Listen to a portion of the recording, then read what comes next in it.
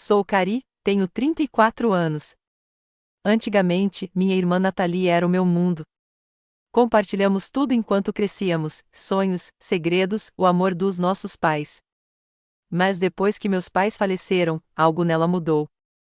Nathalie se tornou a guardiã da herança da nossa família, questionando cada passo meu. Nunca pensei que ela pudesse me machucar até aquele dia de ação de graças, quando ela me olhou nos olhos e disse estas palavras: "Não consigo esquecer. Você é só uma piada." Se você já foi traído por uma família que deveria ter te protegido, clique no botão curtir e inscreva-se. Me conte de onde você está assistindo. Eu adoraria saber que não estou sozinho nesta jornada de cura da traição familiar. Crescendo em Portland, Oregon, nos anos 90, nossa família não era rica, mas tínhamos tudo o que precisávamos. Mamãe e papai abriram sua loja de ferragens quando eu tinha apenas 3 anos, investindo suas economias de uma vida inteira em uma pequena loja que acabaria se tornando uma instituição do bairro. Nossa casa era modesta, um sobrado de 3 quartos com um quintal grande o suficiente para churrascos de verão e a casa na árvore que papai construiu para nós quando eu tinha 7 anos. Nathalie era 3 anos mais velha que eu, e eu a idolatrava desde o momento em que comecei a andar atrás dela. Ela era minha protetora, minha guia, minha primeira melhor amiga. Quando as crianças da vizinhança me provocavam por causa do meu cabelo rebelde e cacheado, Nathalie me defendia. Quando eu tinha medo de tempestades, ela construía um forte de cobertores para nós no quarto que dividíamos e me contava histórias até eu dormir. Somos irmãs, ela dizia, e isso significa que sempre apoiaremos uma a outra. Tínhamos nossa própria linguagem de piadas internas e sinais secretos. Durante os jantares em família, ela me fazia rir com apenas uma sobrancelha erguida. Nossos pais balançavam a cabeça, sorrindo para o nosso vínculo inquebrável. Meu pai expandiu a loja de ferragens quando eu tinha 12 anos, e o negócio prosperou. Eles adicionaram um centro de jardinagem e uma seção de decoração. Nossa família se tornou conhecida na vizinhança, com comerciantes respeitados que apoiavam causas locais e conheciam os clientes pelo nome. Nathalie e eu éramos diferentes em muitos aspectos. Enquanto ela era prática e voltada para os negócios, eu era sonhadora, sempre com as unhas pintadas ou esboçando reformas nos cômodos da casa. Minha mãe incentivava a minha criatividade, montando um cantinho de arte no porão, onde eu podia experimentar cores e texturas. Às vezes, meu pai implementava minhas ideias de design nas vitrines da loja, dizendo com orgulho aos clientes: "Meu filho mais novo tem um olho para isso."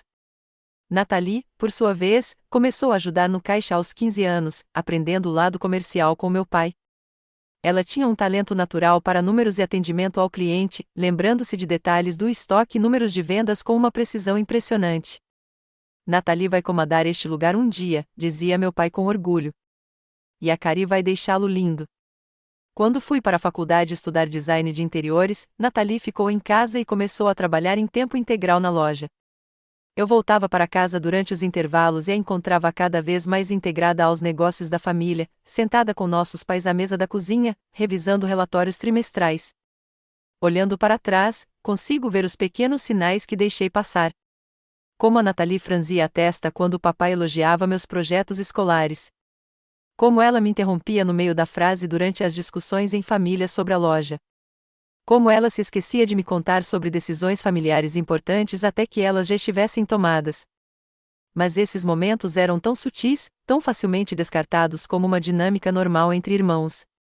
"Não seja tão sensível", ela dizia se eu mencionasse que me sentia excluída.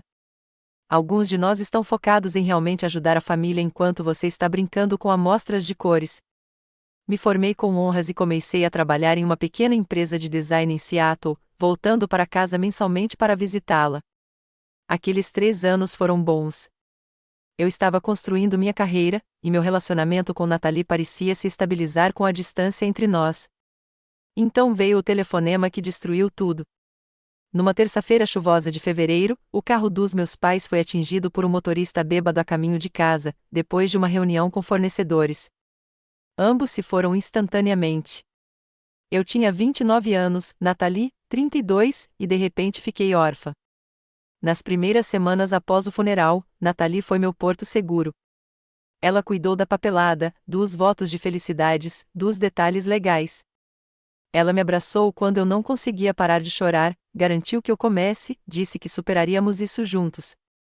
Somos tudo que temos agora, disse ela, me abraçando enquanto nos sentávamos na cama dos nossos pais, sentindo o cheiro que restava deles nos travesseiros. Temos que cuidar um do outro. O testamento era simples. A casa e o negócio seriam divididos igualmente entre nós. Natalie propôs que eu voltasse para Portland para que pudéssemos administrar a loja juntos. Ela cuidaria das operações e finanças, enquanto eu reformularia a seção de decoração e o marketing. Como o papai sempre dizia, ela sorriu entre lágrimas. Você vai deixar tudo lindo. Parecia perfeito no início, uma chance de honrar o legado dos nossos pais e, ao mesmo tempo, ficar perto da única família que me restava. Pedi demissão, arrumei meu apartamento e voltei para o meu quarto de infância. Brindamos com o vinho favorito dos nossos pais na noite em que me mudei para casa, prometendo um ao outro e à memória deles que os deixaríamos orgulhosos. Mas, em 3 meses, as primeiras rachaduras apareceram. Quando sugeri atualizar o logotipo da loja, Natalie descartou a ideia, considerando-a uma despesa desnecessária. Quando lhe mostrei os projetos para modernizar o layout, ela disse que os clientes preferiam a familiaridade. Pequenos desentendimentos se transformaram em silêncios tensos durante o jantar. Mesmo assim, eu dizia a mim mesma que aquele era apenas um período de adaptação, com a dor nos afetando de maneiras diferentes. O que eu não sabia na época era que aquele era apenas o começo de uma disputa de poder que acabaria me custando tudo o que eu pensava ser meu, minha casa, minha herança e, pior de tudo, minha irmã. 6 meses depois de me mudar para casa, percebi que algo estava seriamente errado. O que havia começado como pequenas divergências sobre o negócio evoluiu para Natalie me excluindo sistematicamente das decisões. A dinâmica havia mudado de sociedade para ditadura, com ela no comando e eu cada vez mais marginalizada. A casa da família, que legalmente pertencia a nós dois, de alguma forma se tornará seu domínio. Ela havia se alojado no quarto principal. Faz sentido, já que sou eu quem cuida das finanças, explicou, e sutilmente começou a se referir a ela como a minha casa ao falar com outras pessoas. A loja de ferragens passou por uma transformação semelhante. Funcionários que me conheciam desde a infância agora delegavam todas as decisões a Natalie, até mesmo em relação à seção de decoração, que supostamente era minha área. Quando questionei isso, a resposta de Natalie foi profunda: eles precisam de uma liderança clara, Cari, não de orientações conflitantes de alguém que aparece entre as seções do Pinterest. Minha formação em design, antes valorizada pelos nossos pais, virou munição para as críticas sutis de Natalie. Meu diploma foi reduzido a um hobby, minha experiência profissional, descartada como uma brincadeira com amostras de tecido. Cada comentário minava minha confiança, fazendo-me questionar meu lugar no negócio que nossos pais pretendiam que compartilhássemos. Tentei criar uma divisão formal de responsabilidades, redigindo uma proposta delineando as áreas em que cada um de nós teria a palavra final. Natalie concordou verbalmente, mas continuou tomando decisões unilaterais. Quando a confrontei, o gaslighting começou.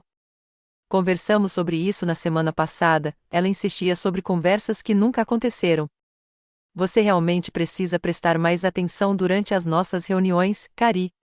O controle financeiro era sua arma mais eficaz. Apesar de o testamento especificar a participação acionária igualitária, Natalie, de alguma forma, tornou-se a única signatária das contas da empresa. Meu salário veio como uma transferência dela, posicionada como uma distribuição de lucros em vez do reconhecimento da minha participação acionária.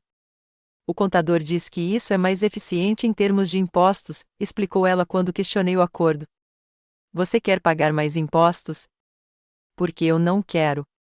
Minha amiga de infância, Amber, que trabalhava no banco local, me puxou de lado durante um encontro casual no supermercado.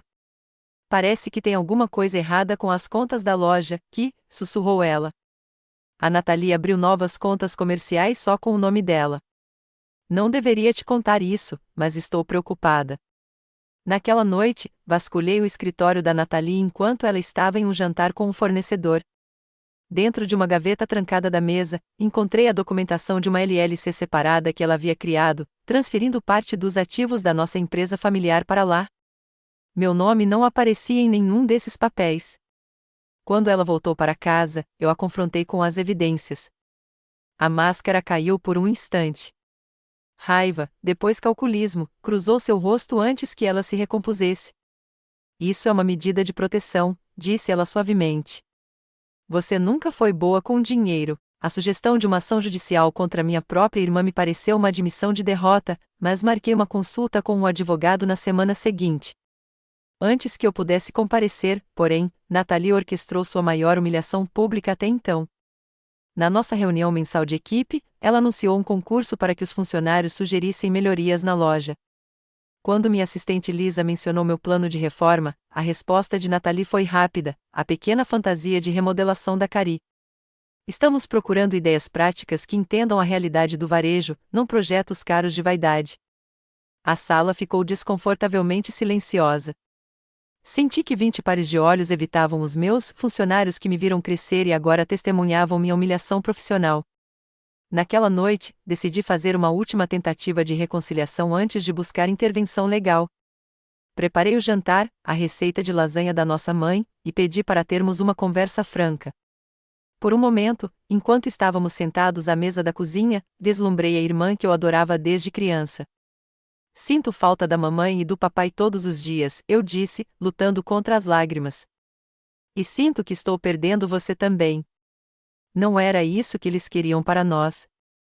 O rosto de Nathalie se suavizou momentaneamente. Eu também sinto falta deles. E às vezes, quando olho para você, dói porque você tem os olhos da mamãe. Por um momento de esperança, pensei que tínhamos encontrado um caminho. Então ela continuou, mas o negócio precisa de uma liderança forte, não de sentimentalismo. Papai entenderia isso. Nossa trégua durou menos de 24 horas. Na manhã seguinte, descobri que ela tinha mexido no meu laptop e encontrado meus e-mails para o advogado. Está planejando processar a sua própria irmã, sibilou ela durante o café da manhã. Depois de tudo que fiz para manter este negócio funcionando enquanto você brinca de designer?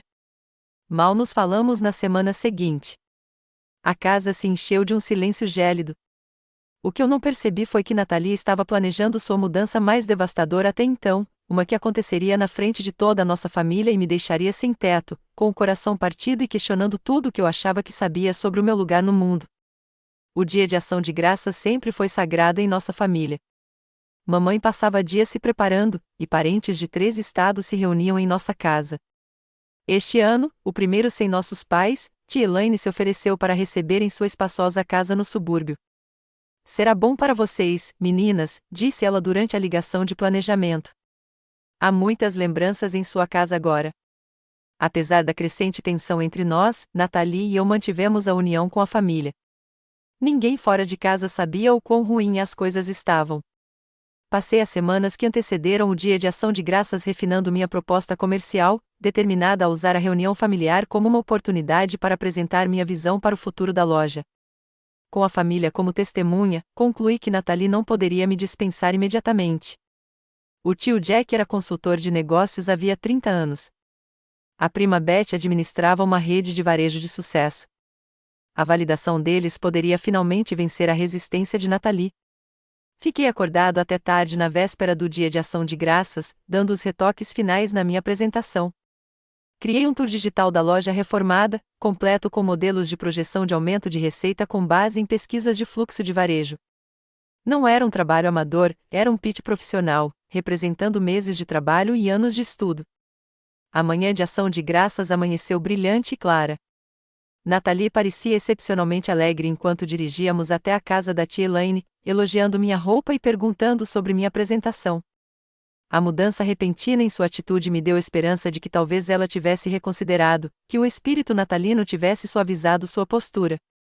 A família é o que importa, disse ela quando entramos na garagem da tia Elaine. Principalmente hoje. A casa estava quentinha, com aromas deliciosos e a conversa dos parentes. Todos comentavam como estávamos indo bem, como nossos pais ficariam orgulhosos de nós continuarmos com os negócios da família. Cada elogio era como uma facada, sabendo quão distante da visão deles nossa realidade havia se tornado. Depois do jantar, enquanto todos se acomodavam na sala com café e torta, tia Elaine se virou para nós. Seus pais sempre davam uma pequena atualização sobre os negócios no dia de ação de graças, disse ela. Vocês, meninas, gostariam de continuar a tradição? Nathalie acenou com a cabeça para mim com uma generosidade surpreendente. A Cari realmente preparou algo especial. Ela tem trabalhado muito duro nisso. Com o coração batendo forte de excitação nervosa, conectei meu laptop ao projetor do tio Jack. Este era o meu momento, a minha chance de retomar meu lugar no negócio, de honrar o legado da minha mãe e do meu pai à minha maneira. Como todos sabem, comecei, a Weber's Hardware tem sido um pilar da comunidade há quase 30 anos. Hoje, quero compartilhar uma visão de como podemos honrar esse legado e, ao mesmo tempo, evoluir para atender às necessidades do varejo em constante mudança.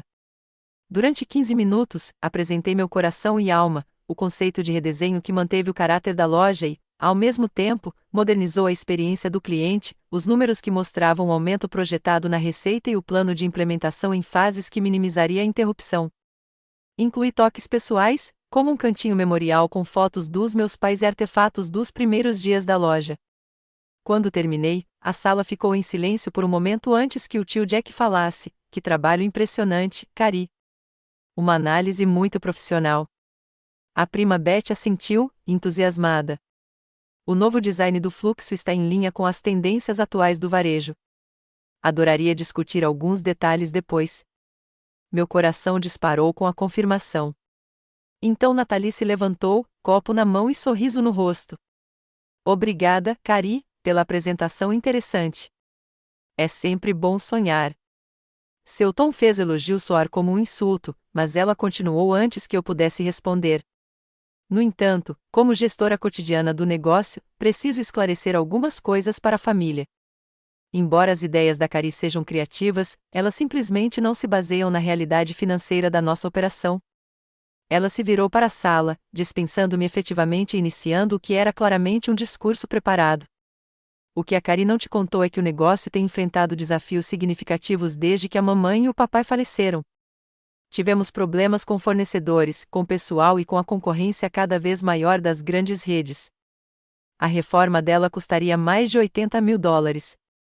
Simplesmente não temos. Era mentira. Eu tinha visto os livros, apesar das tentativas dela de escondê-los.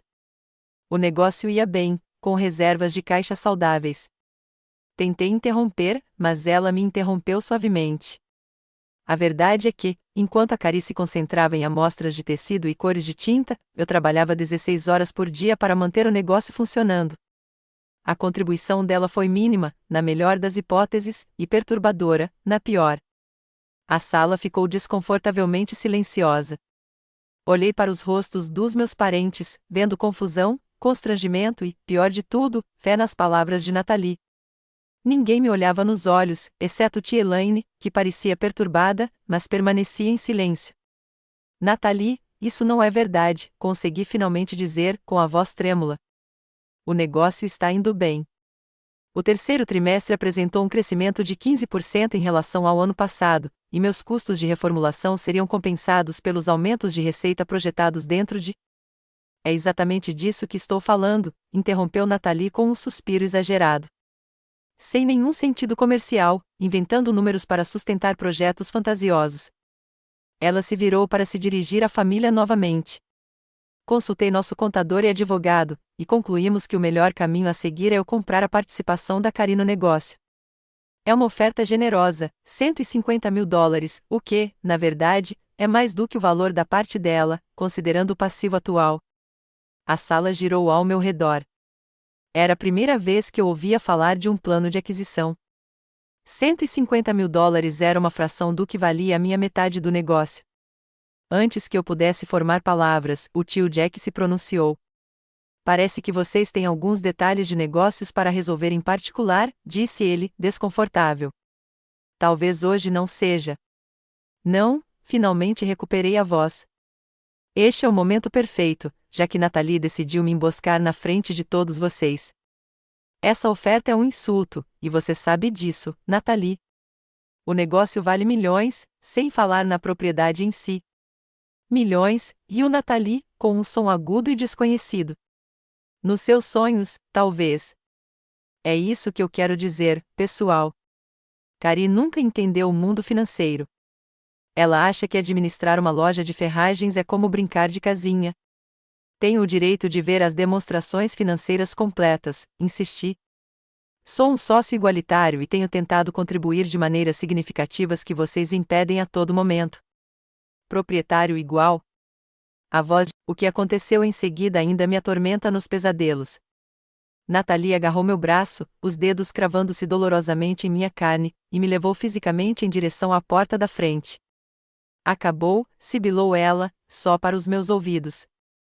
Você não é nada sem mim, Cari. Nada. Na porta, ela me deu um empurrão forte que me fez tropeçar na varanda. Meu laptop caiu, a tela rachando contra o concreto. Meses de trabalho danificados em um instante. Não volte para casa, ela gritou para mim. As fechaduras serão trocadas amanhã. Então ela fechou a porta, retornando à nossa reunião familiar como se não tivesse acabado de destruir a vida da irmã. Fiquei paralisada na varanda, o ar de novembro penetrando meu suéter fino. Pela janela, eu podia ver a vida continuando na casa quentinha, Nathalie aceitando um tapinha reconfortante do tio Jack, tia Elaine trazendo-lhe uma fatia de torta fresca. Eu havia me tornado um fantasma, apagado da minha própria família em 15 minutos. Naquela noite, dormi no meu carro, estacionado a 3 quarteirões de distância, envergonhado demais para bater a porta e encarar minha família novamente. As palavras de Nathalie ecoavam na minha cabeça: você é só uma piada. Enquanto as lágrimas congelavam em minhas bochechas na fria noite de novembro, eu as sentia arder. A primeira semana após o dia de ação de graças passou em um turbilhão de choque e descrença. Minha amiga da faculdade, Jéssica, me acolheu sem questionar quando apareci na porta do apartamento dela na manhã seguinte ao dia de ação de graças, ainda usando as roupas do dia anterior e com os olhos inchados de tanto chorar. O que você precisar, pelo tempo que precisar, disse ela, puxando o sofá-cama.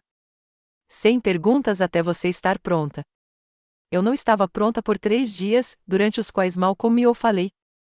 Jéssica deixava comida ao meu lado, que não tocava, verificava minha testa para ver se tinha febre, silenciosamente, removia os lenços de papel que se acumulavam ao meu redor como folhas caídas. No 4º dia, finalmente tomei banho, vesti roupas emprestadas e contei tudo a ela enquanto tomávamos uma xícara de chá que esfriava à medida que a história se desenrolava. Isso é monstruoso, disse Jéssica quando terminei. Ela não pode se safar dessa. Ela já fez isso, respondi, com um gosto amargo nas palavras. Ela vem planejando isso há meses, talvez desde que nossos pais morreram. As contas da empresa, as transferências de empresas de responsabilidade limitada, as reuniões privadas com advogados, ela vem me excluindo sistematicamente, fingindo que éramos sócias. Na manhã seguinte, Jéssica me levou até a casa da família para pegar meus pertences. Como prometido, as fechaduras tinham sido trocadas. Minha chave deslizou para dentro da porta familiar, mas não girou. Estávamos debatendo o que fazer quando um vizinho passou. Cari, pensei que você tivesse se mudado, disse ela, confusa. A Nathalie contou para todo mundo que você decidiu voltar para Seattle. A narrativa já estava sendo inventada, eu era desertora, Nathalie a vítima abandonada. Depois de chamar a polícia, que só pôde facilitar uma breve intervenção civil para recolher itens essenciais, entrei na minha casa de infância como um criminoso, com um policial observando enquanto eu empacotava apressadamente roupas e lembranças pessoais. Nathalie não estava lá, estrategicamente ausente, sem dúvida, para evitar testemunhar a humilhação que ela havia orquestrado. Fotos de família estavam visivelmente ausentes das paredes do meu quarto. Meus livros de design e portfólios haviam sumido das prateleiras. Era como se Nathalie estivesse apagando todas as evidências da minha existência da casa que havíamos compartilhado. Eu tinha 30 minutos para guardar 34 anos de vida. Enquanto o policial olhava para o relógio, peguei tudo o que pude: roupas, joias, meu disco rígido reserva, a colcha que minha avó fez para mim. Todo o resto, móveis, materiais de arte, livros, os artefatos físicos da minha vida, tive que deixar para trás. Ao me afastar do único lar que eu já conhecera, senti-me vazio. Meu celular vibrou com uma mensagem da Nathalie: deixei suas coisas restantes na garagem. O código de acesso mudou para o aniversário da mamãe. Retire em até 48 horas ou vai para doação. Até mesmo a caridade dela foi criada para ferir, usando a memória da nossa mãe como arma. Jéssica insistiu que eu consultasse um advogado, levando-me a uma clínica de assistência jurídica gratuita no dia seguinte. A avaliação da advogada foi sombria. Ela tem sido metódica, disse ele, revisando os documentos que eu conseguirá recuperar. A LLC separada, o timing estratégico, ela claramente estava planejando isso. Definitivamente, há um caso aqui para a sua parte legítima do negócio, mas será caro e demorado. Tenho $800 em meu nome, respondi. E nenhum emprego. O advogado deslizou um cartão sobre a mesa. Ligue para essa pessoa quando estiver de pé. Ele aceita certos casos em regime de contingência, se acreditar neles. Continue reunindo provas. Naquela noite, olhando para o teto acima do sofá-cama de Jéssica, cheguei ao fundo do poço. Tudo que eu pensava ser meu lar, negócios, família, identidade, futuro, havia sido arrancado de mim. As palavras de Nathalie ecoavam na minha mente: você é só uma piada. Pior de tudo, parte de mim começou a acreditar nela. A depressão se abateu sobre mim como um cobertor pesado. Mal saí do apartamento da Jéssica por 2 semanas, me candidatando sem entusiasmo para vagas no varejo online, mas sem conseguir reunir entusiasmo para entrevistas. Jéssica, preocupada com meu estado mental em crise, finalmente me deu um ultimato. Eu te amo, mas isso não está ajudando, disse ela certa manhã. Você tem terapia às 14 horas hoje. Não negociável. Eu já paguei. A terapeuta, uma mulher chamada Doutora Bennett, de olhos gentis e um jeito prático, ouviu minha história sem interromper. O que você está vivenciando é um luto complexo, disse ela finalmente. Você perdeu seus pais, sua irmã, sua casa e seu sustento, tudo em um espaço de tempo muito curto. Qualquer um estaria sofrendo. Pela primeira vez desde o dia de ação de graças, alguém estava validando minha dor em vez de minimizá-la. As lágrimas vieram, depois soluços profundos e intensos que pareciam que iam me despedaçar. Ótimo, disse ela, me entregando lenços de papel, e isso faz parte da cura. Agora, vamos falar sobre medidas práticas para seguir em frente. Essas etapas práticas começaram com um emprego em uma loja de móveis para casa no shopping. A posição estava muito abaixo das minhas qualificações, mas oferecia renda e descontos para funcionários em roupas profissionais para entrevistas. O gerente da loja, impressionado com minha experiência em design, rapidamente me deu responsabilidades além da área de vendas, pedindo-me para ajudar com o layout das vitrines e a decoração sazonal. Enquanto isso, Jéssica me apresentou ao seu amigo Marcos, dono de uma pequena empresa de design de interiores. Ele precisa de ajuda de meio período para organizar sua biblioteca de materiais, explicou ela. Não é nada glamouroso, mas é um passo à frente no mundo do design. Marcos, um homem rude na casa dos 50 anos, com sapatos respingados de tinta e óculos de leitura sempre pendurados na cabeça, me entrevistou em seu escritório abarrotado. Jéssica disse que sua irmã roubou seus negócios, disse-lhe sem rodeios. Isso é cruel. Traição familiar é a pior. Agora me mostre seu portfólio. Eu não tinha trazido um, presumindo que o cargo fosse administrativo. Não o tenho comigo. A maior parte do meu trabalho era no meu laptop, que foi danificado.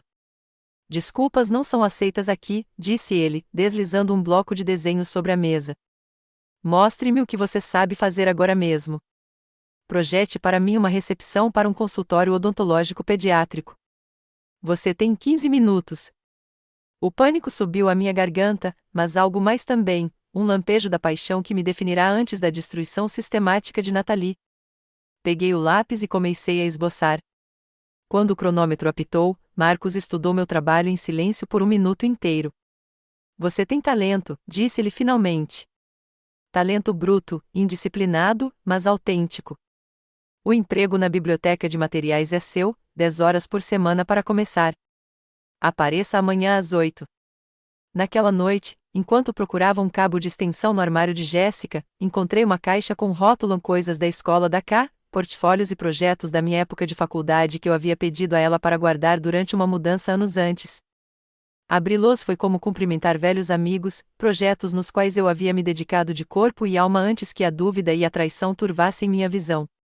Fiquei acordada até às 3 da manhã, revisando meu trabalho e redescobrindo a designer que eu costumava ser. Ao amanhecer, já havia criado um portfólio digital com fotos dos meus projetos antigos, estabelecido uma presença profissional nas redes sociais e me candidatado a 5 vagas freelance. O primeiro cliente era o dono de uma cafeteria local que precisava de ajuda para redesenhar seu espaço com um orçamento apertado. Não posso pagar muito, ele admitiu quando nos conhecemos, mas posso oferecer café grátis pelo resto da vida e colocar seu nome no projeto. Isso é padrão nesses casos, garantiu meu advogado após um depoimento particularmente difícil. Ela está tentando provocar você a uma resposta emocional que sustente a narrativa dela. Não morda isca. Mais fácil falar do que fazer quando sua própria irmã tenta te retratar como incompetente e instável. Mas algo inesperado estava acontecendo paralelamente à batalha judicial. Meu negócio de design estava prosperando. Marcos estava certo sobre espaços de varejo serem o meu nicho. Eu entendia os requisitos estéticos e funcionais de uma forma que muitos designers não entendiam. Minha lista de clientes cresceu constantemente, e contratei minha primeira assistente, uma estudante de design chamada Zoe, que trabalhava meio período em paralelo às aulas, o que me fez lembrar de mim mesma há pouco tempo. Você é muito boa nisso, observou Zoe após nosso terceiro projeto bem-sucedido juntas, uma loja de artigos para animais de estimação cujas vendas aumentaram 30% após a reformulação. Tipo, excepcionalmente boa em equilibrar beleza com as necessidades do negócio. O comentário dela me tocou profundamente. Durante anos, Nathalie posicionou nossas habilidades como opostas, sua perspicácia para negócios versus minha criatividade, como se as duas não pudessem coexistir. Na verdade, meu maior trunfo era justamente essa intersecção, entender os aspectos artísticos e comerciais dos espaços. 9 meses depois do Dia de Ação de Graças, recebi uma ligação de uma rede de varejo chamada Urban Garden, que estava se expandindo para o noroeste do Pacífico. Precisamos de alguém que entenda tanto de merchandising de ferragens quanto de design contemporâneo, explicou o diretor de operações. Seu nome surgiu de várias fontes. A loja principal deles em Portland seria concorrente direta da Weber's Hardware, fato que revelei imediatamente durante nossa reunião. Conhecemos sua trajetória, respondeu o diretor. Na verdade, é parte do motivo pelo qual estamos interessados. Você conhece o mercado, a base de clientes e a concorrência a fundo. O valor do projeto que me ofereceram foi maior do que o de todos os meus trabalhos anteriores juntos. O problema? Eles precisavam de conceitos em até 3 semanas para aprovação do conselho. Trabalhei quase 24 horas por dia, movido por algo mais do que apenas ambição profissional. Cada renderização, cada seleção de materiais, cada conceito inovador de exibição me fez resgatar um pedaço de mim. Eu não estava projetando apenas uma loja, mas uma declaração, a prova de que Nathalie não havia destruído o que eu tinha de melhor. O conselho aprovou meu projeto por unanimidade. A construção começou imediatamente, comigo supervisionando cada detalhe, desde as luminárias até a marcenaria personalizada. Quando problemas na cadeia de suprimentos ameaçaram atrasar o projeto, aproveitei relacionamentos com fornecedores locais que eu conhecia desde a infância, conexões formadas durante aqueles anos na Weber's Hardware que Nathalie havia descartado como inúteis. A loja principal do Urban Garden foi inaugurada com grande sucesso local. A Portland Monthly publicou uma matéria sobre o design inovador, destacando especificamente a combinação de herança industrial com elementos modernos de sustentabilidade. Meu nome e minha foto apareceram com destaque na matéria. Enquanto isso, o processo judicial contra Nathalie chegou a um ponto crítico. Após meses de negações, o advogado dela entrou em contato com o meu com uma proposta de acordo. $300 mil, relatou meu advogado durante nossa ligação. É melhor do que a compra inicial, mas ainda bem abaixo do que acredito que sua parte valha. Eles estão ficando nervosos com as conclusões da investigação. Contra-atacamos com $800 mil. 2 semanas de negociações tensas se seguiram até chegarmos a um acordo de $650 mil, muito menos do que minha verdadeira herança, mas o suficiente para mudar completamente minha trajetória. No dia em que os fundos da liquidação chegaram à minha conta, assinei um contrato de aluguel de um estúdio de design de verdade, localizado em um prédio industrial reformado no centro da cidade. Chega de trabalhar no meu minúsculo apartamento ou de pegar salas de reunião emprestadas para reuniões com clientes. O espaço incluía uma biblioteca de materiais, mesas de desenho e um pequeno showroom para apresentações aos clientes. Contratei mais 2 funcionários, um gerente de projeto e um designer júnior e me tornei Cari Weber Design. Manter meu sobrenome deliberadamente foi uma homenagem aos meus pais e uma mensagem para Nathalie: eu não seria apagada. O primeiro ano de atividade passou em meio a um turbilhão de projetos, cada um mais ambicioso que o anterior. Construímos uma reputação em ambientes de varejo que aumentou significativamente o engajamento do cliente e as métricas de vendas. Minha experiência em design e operações de varejo se tornou nossa proposta de vendas única. Não criamos apenas espaços bonitos, mas também lucrativos. Marcos, agora semi-aposentado e meu mentor ocasional, visitou o estúdio no nosso primeiro aniversário. Vocês construíram algo extraordinário aqui, disse ele, observando o espaço repleto de painéis de design e amostras de materiais. Não apenas um negócio, mas uma filosofia muito mais difícil de replicar. O que ele identificou como filosofia, eu reconheci como cura. Cada projeto bem-sucedido reconstruía um pedaço da confiança que Nathalie havia destruído. Cada cliente que valorizava minha expertise retrucava sua rejeição às minhas habilidades. Cada espaço que transformei refletia minha própria transformação de vítima em criadora. O crescimento não foi apenas profissional. A terapia continuou semanalmente, ajudando-me a processar não apenas a traição de Nathalie, mas também suas raízes mais profundas na dinâmica familiar. Fiz novas amizades, principalmente com outros empreendedores que entendiam as pressões únicas de construir algo do zero. Até comecei a namorar novamente, com cautela, depois que um almoço com um empreiteiro se transformou em jantar e, em seguida, em aulas regulares de culinária juntos. 2 anos e meio depois de ser expulso da casa da minha tia, recebi a oportunidade mais significativa até então, um convite para concorrer à reforma de uma rede inteira de lojas de ferragens no Noroeste. Sua experiência em varejo, aliada à sua sensibilidade para design, é exatamente o que buscamos, explicou o CEO da empresa durante nossa reunião de apresentação. Precisamos competir tanto com grandes redes de lojas quanto com varejistas especializados, como a Urban Garden. Nossas lojas atuais parecem ultrapassadas e impessoais. Conforme eles expuseram suas necessidades, percebi que era uma chance de reinventar a loja de ferragens moderna, exatamente o que eu tentava fazer na Weber's antes de Nathalie me fechar. A simetria não me passou despercebida, nem a escala potencial do projeto. Se bem-sucedido, catapultaria a Cari Weber Design para a proeminência regional. Minha equipe trabalhou incansavelmente na proposta, desenvolvendo um conceito que honrasse as tradições das lojas de ferragens e, ao mesmo tempo, modernizasse a experiência do cliente. Criamos áreas para atender a diferentes tipos de clientes, desde empreiteiros profissionais até compradores de imóveis pela primeira vez. Integramos quiosques digitais para informações sobre os produtos, mantendo o atendimento personalizado que diferenciava lojas independentes de redes.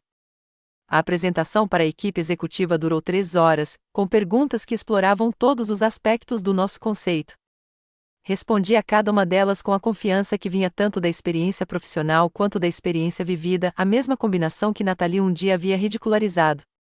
2 dias depois, recebi a ligação. Tínhamos ganhado o contrato. A fase inicial abrangeria 5 lojas, com potencial de expansão para todas as 22 unidades, se bem-sucedida. Foi de longe o maior projeto da minha carreira. Naquela noite, sozinho no meu escritório após a comemoração da equipe, me vi tomado pela emoção. 3 anos antes, eu havia dormido no meu carro, convencido pela crueldade da minha irmã de que eu não passava de uma piada. Agora eu estava transformando uma empresa inteira com as mesmas habilidades que ela havia menosprezado. Eu não falava com Nathalie desde o acordo firmado 18 meses antes. Nossa comunicação havia sido exclusivamente por meio de advogados, e sua mensagem final foi um frio reconhecimento legal de pagamento efetuado. Eu sabia, por contatos mútuos, que a Weber's Hardware estava em dificuldades, com a concorrência online e varejistas mais novos, como a Urban Garden, consumindo sua base de clientes. Enquanto eu juntava minhas coisas para ir embora naquela noite, meu telefone tocou com um número desconhecido. "É Cari Weber?", perguntou uma voz feminina. Falando, respondi.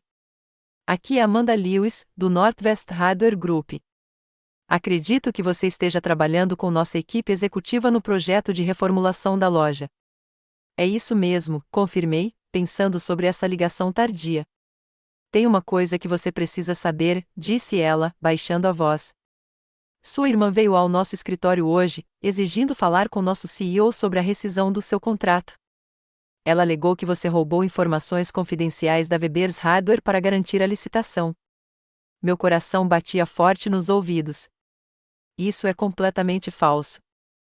Nós sabemos, garantiu Amanda. Analisamos sua proposta cuidadosamente e a consideramos inovadora e original. Sua irmã foi escoltada para fora do prédio depois de ficar agitada. Depois de desligar, fiquei imóvel, processando um novo ataque. Nathalie não estava apenas satisfeita por ter ficado com a minha herança, meu coração disparou. Isso é surpreendente. O Webers é uma instituição em Portland há décadas.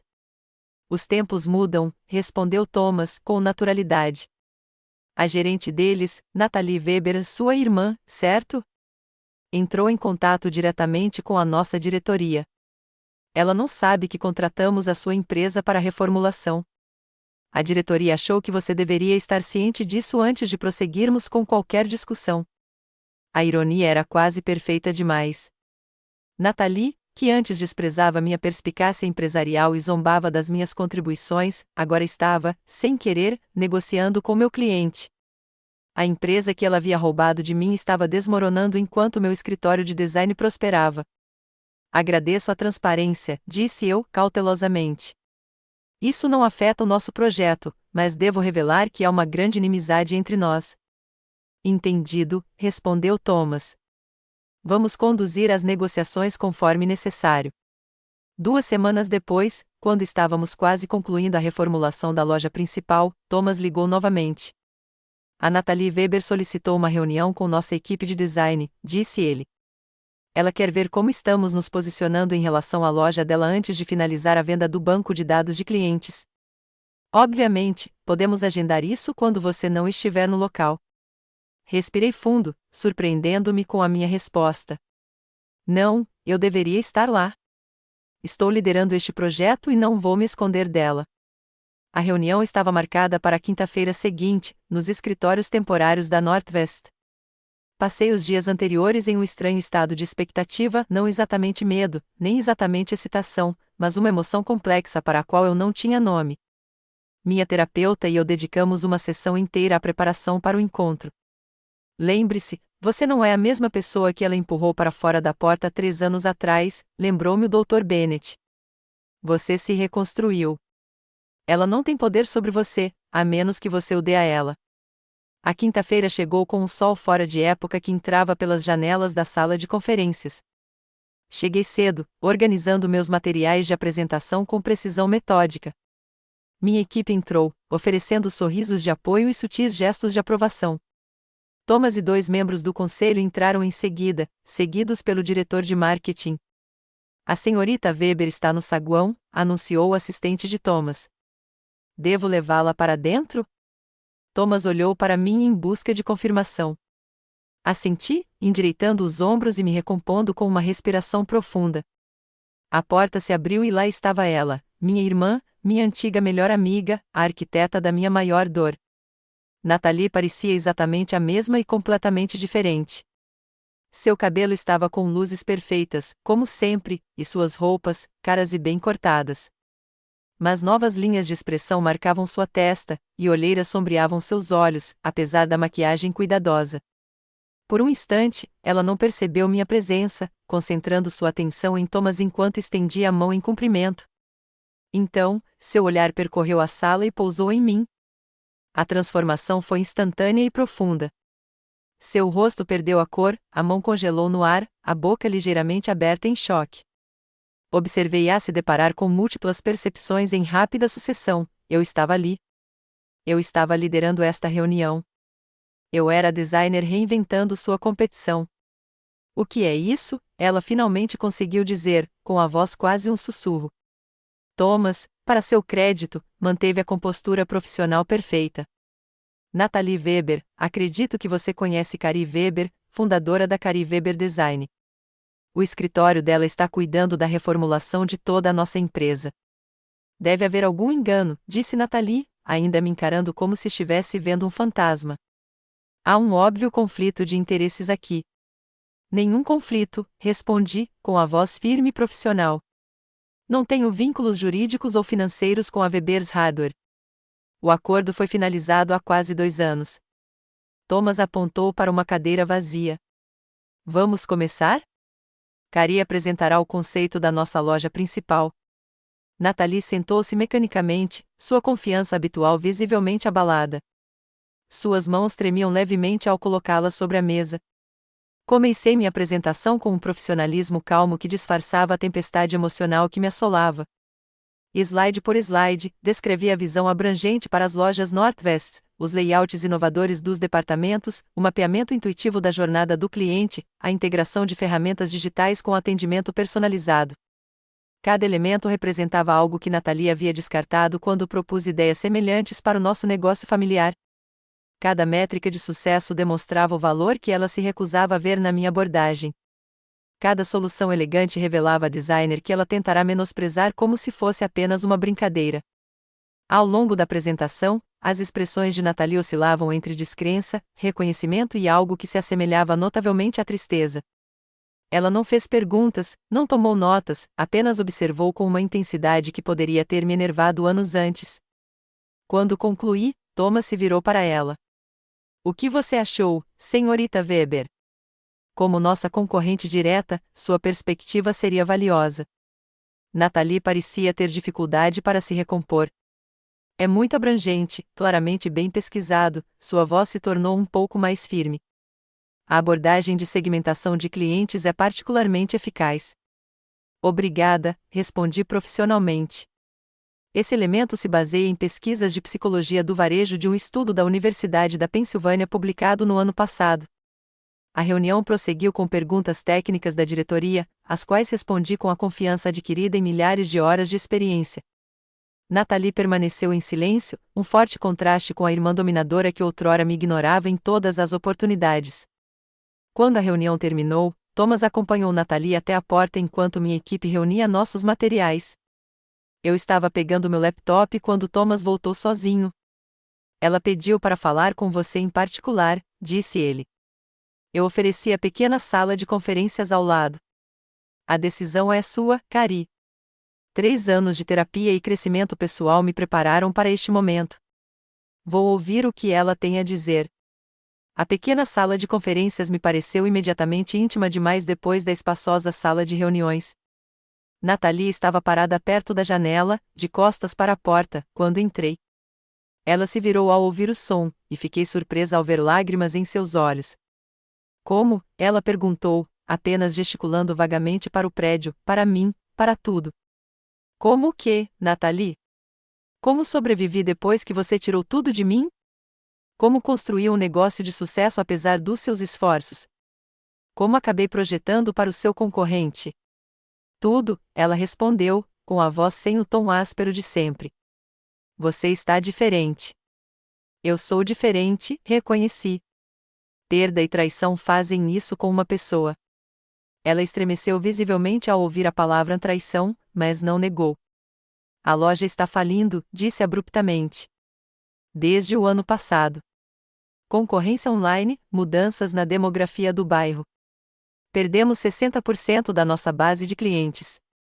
Não senti nenhuma satisfação com a notícia, apenas uma tristeza complexa pelo legado dos nossos pais. Sinto muito. Era uma boa loja. Você poderia ter salvado, disse ela suavemente, me surpreendendo. Suas ideias, o redesenho, o foco na experiência do cliente, estavam certas. Eu estava orgulhosa demais, com muito medo de ver. A admissão pairou no ar entre nós, muito pouco e tarde demais. Por que você está me contando isso, Nathalie? Ela pareceu desanimar, afundando em uma cadeira. Preciso de ajuda. A venda do banco de dados não é suficiente. Hipotequei tudo, peguei empréstimos que não consigo pagar. Se nada mudar, vou perder a loja completamente em poucos meses. E lá estava, o verdadeiro motivo dessa vulnerabilidade repentina, não remorso, nem reconciliação, mas desespero. Você quer que eu te salve, declarei categoricamente. Depois que você me chamou de piada, roubou minha herança, tentou destruir minha reputação e, recentemente, tentou sabotar meu maior relacionamento com clientes. Ela teve a delicadeza de parecer envergonhada diante da última acusação. Eu estava desesperada. Ao ver seu nome nos documentos do projeto deles, parecia que você estava me atacando deliberadamente. Nem tudo gira em torno de você, Nathalie. Construí meu negócio focando nas necessidades dos meus clientes, não em vingança. Você vai ajudar? Ela perguntou diretamente. Pelo bem da mamãe e do papai, poderíamos reestruturar a propriedade e trazer você de volta como sócio. A oferta era tão absurda que quase ri. Não, Nathalie, eu não vou voltar. A ponte entre nós não está apenas queimada. Você a demoliu, salgou até. Sua expressão endureceu, adquirindo algo mais familiar, a irmã controladora que eu conhecera nos últimos anos, em vez da mulher vulnerável de momentos atrás.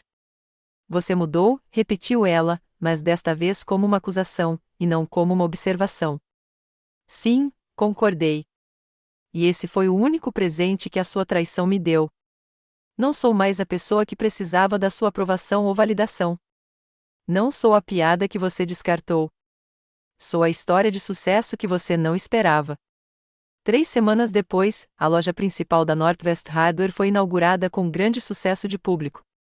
O jornal de negócios local publicou uma matéria de primeira página sobre o inovador redesenho, destacando a nova abordagem da minha empresa ao varejo tradicional. Equipes de fotografia capturaram a multidão de clientes explorando o espaço reinventado. Parada no fundo, durante a cerimônia de inauguração, avistei uma figura familiar observando do outro lado da rua. Nathalie, parcialmente escondida atrás de um caminhão de entregas, observando o sucesso que poderia ter alcançado se tivesse escolhido a parceria em vez da dominação.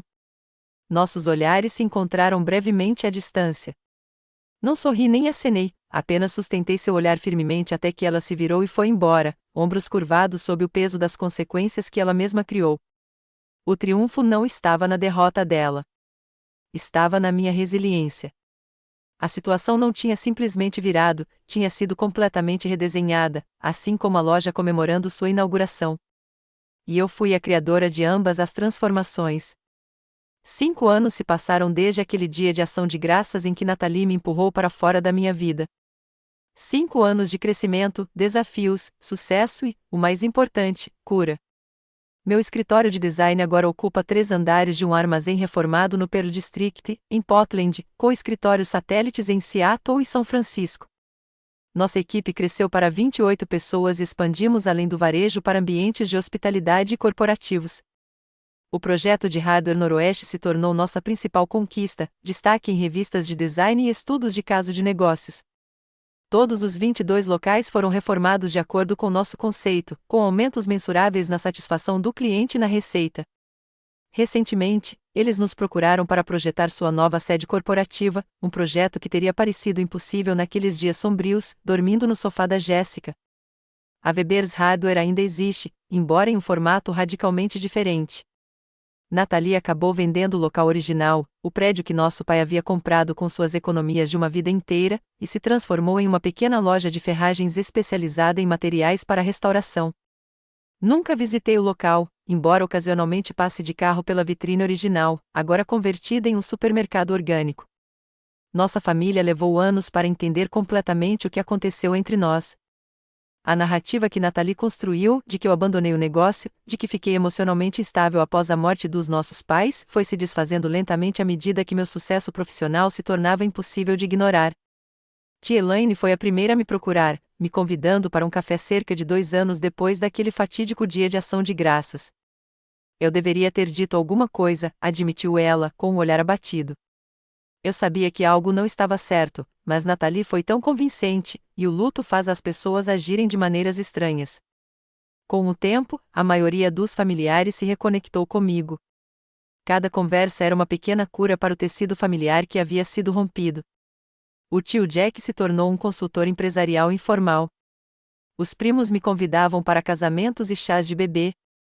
As reuniões de fim de ano da família Weber agora acontecem em 2 turnos, um com Nathalie, outro comigo, uma solução imperfeita, mas viável.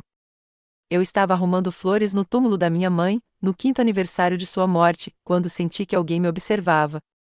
Ao me virar, vi Nathalie parada a uma distância respeitosa, com flores na mão, parecendo insegura e deslocada. Posso voltar mais tarde, ela ofereceu calmamente. Não, respondi depois de um momento. Eles eram pais de nós 2. Ficamos em um silêncio desconfortável enquanto ela colocava seu arranjo ao lado do meu. 5 anos de separação se estendiam entre nós como uma parede invisível. Sua empresa ganhou o prêmio Jensen mês passado, disse ela finalmente. Eu vi no jornal de negócios. Obrigada, respondi, surpreso por ela ter notado ou mencionado isso. Outro silêncio, menos tenso que o primeiro. Eu estava errada, disse ela de repente, sem olhar para mim, mas para a lápide da nossa mãe, sobretudo. O que eu fiz com você foi imperdoável. A admissão, tão demorada, chegou com uma gentileza surpreendente. Eu havia imaginado esse momento inúmeras vezes ao longo dos anos, às vezes com raiva, às vezes com uma reconciliação chorosa, às vezes com uma rejeição fria. A realidade não foi nada disso, apenas um reconhecimento silencioso entre dois adultos feridos. Por quê? Perguntei, a pergunta que me assombrava havia 5 anos. Éramos irmãs, melhores amigas. O que mudou? Nathalie pareceu refletir cuidadosamente sobre suas palavras. Medo, principalmente. Depois que meus pais morreram, fiquei com medo de perder o negócio, de fracassar no legado deles. Você era tão talentosa, tão criativa. Tudo era fácil para você. Achei que, se fizéssemos uma parceria de verdade, você acabaria me ofuscando, como sempre fez quando criança. Não é assim que me lembro da nossa infância, eu disse, genuinamente surpreso. Perspectiva estranha nesse sentido, ela respondeu com um sorriso triste. Eu sempre fui a responsável, enquanto você era especial, com seus talentos artísticos e de design. Os olhos do papai brilhavam quando ele falava dos seus projetos de um jeito que nunca fizeram sobre as minhas habilidades contábeis. Considerei essa visão alternativa do nosso passado compartilhado, esse reflexo de insegurança onde eu sempre vira confiança. Se valer a pena, disse finalmente, eu nunca quis assumir o controle ou ofuscar você. Eu só queria contribuir à minha maneira, ser valorizada pelo que eu pudesse trazer. Eu sei disso agora, ela assentiu. Ironicamente, eu criei exatamente o que eu mais temia, você tendo um sucesso brilhante sem mim, construindo algo que eu jamais conseguiria igualar. Ficamos juntos por mais alguns minutos, não muito confortáveis, mas também não ativamente hostis. Enquanto nos preparávamos para ir embora, Nathalie hesitou. Não espero perdão, Cari. O que eu fiz foi demais para isso. Mas sinto muito, de verdade. Considerei suas palavras com cuidado. Perdão não é algo que eu possa oferecer agora. Talvez nunca completamente. Mas eu não te odeio mais, e isso é um progresso para nós dois. Aquele breve encontro no cemitério abriu um estreito canal de comunicação entre nós, cartões de aniversário, mensagens ocasionais sobre assuntos familiares, breves atualizações sobre eventos importantes da vida. Não há irmandade como antes, certamente não há amizade, mas uma distensão civil onde antes havia guerra aberta. A verdadeira cura, porém, aconteceu independentemente de Nathalie. Veio da construção de algo significativo a partir das cinzas da traição, da mentoria a jovens designers que me lembram de mim mesma antes que a dúvida e a dor obscurecessem minha visão, da criação de espaços bonitos e funcionais que melhoram a experiência diária das pessoas. Há 3 anos, criei a Bolsa de Estudos Weber Design para estudantes universitários de primeira geração que buscam diplomas em design de interiores ou arquitetura. A primeira contemplada, uma jovem talentosa do leste do Oregon, estagiou conosco no verão passado e trouxe uma nova perspectiva para nossa equipe de hospitalidade. Minha vida pessoal também encontrou equilíbrio. O relacionamento que começou com aulas de culinária evoluiu para algo mais profundo e duradouro. Compramos uma casa juntos no ano passado, minha primeira casa de verdade desde que fui forçada a deixar a casa da minha infância. O processo de projetar nosso espaço compartilhado tornou-se uma terapia inesperada, resgatando o conceito de lar de uma fonte de sofrimento para uma fonte de alegria. A lição mais profunda desses 5 anos foi entender que a autoestima não pode ser terceirizada. As palavras mais cruéis de Nathalie, você é só uma piada, só tinham força porque parte de mim temia que pudessem ser verdade. Construir um negócio de sucesso não era uma questão de provar que ela estava errada. Era uma questão de provar a mim mesma que eu tinha valor independentemente da opinião dela ou de qualquer outra pessoa. Aprendi que famílias são tanto as pessoas com quem nascemos quanto as pessoas que escolhemos. Jéssica continua sendo minha amiga mais próxima, a irmã do meu coração, que me abrigou quando os laços de sangue falharam. Minha equipe também se tornou uma espécie de família, pessoas que compartilham valores e visão em vez de DNA. Talvez o mais importante seja que descobri que a dor, devidamente processada, pode se tornar um propósito. Cada cliente que nos confia sua visão, cada espaço que transformamos, cada jovem designer que orientamos, são coisas lindas construídas a partir de pedaços quebrados. A traição que quase me destruiu tornou-se, em vez disso, a base para algo mais forte e autêntico do que o que existia antes. Quando as pessoas perguntam sobre minha história de sucesso, raramente menciono Nathalie ou aquele dia de ação de graças. Não porque não importasse, moldou tudo o que se seguiu, mas porque definir minha jornada pelo seu ponto mais baixo diminui a iniciativa e a determinação que se seguiram. Não obtive sucesso apesar do que aconteceu, mas porque me recusei a deixar que aquele momento definisse meu futuro. 5 anos depois de ser chamada de piada e jogada no frio, encontrei calor, propósito e paz nos meus próprios termos. A situação não se inverteu simplesmente e transformou-se em algo totalmente novo, assim como aconteceu comigo. Você já sofreu uma traição de alguém em quem confiava completamente? Como se reconstruiu depois? Compartilhe suas histórias nos comentários abaixo. Às vezes, saber que não estamos sozinhos nessas jornadas é o primeiro passo para a cura. E se você está naquele lugar sombrio onde eu estive, lembre-se de que sua história não acabou. Ela está apenas tomando um rumo inesperado em direção a algo que pode eventualmente ser ainda melhor do que o que você perdeu. Curta, inscreva-se e compartilhe se isso ressoou com você. Obrigada por ouvir minha história, e que seu próprio caminho, por mais difícil que seja, leve à paz e ao propósito.